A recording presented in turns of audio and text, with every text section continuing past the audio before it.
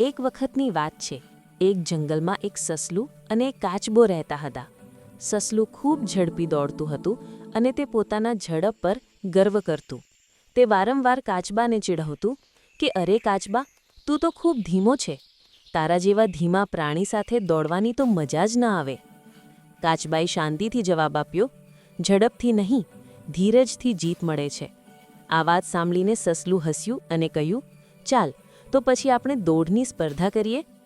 બીજે જ દિવસે જંગલના બધા પ્રાણીઓ એકઠા થયા. સ્પર્ધા શરૂ થઈ.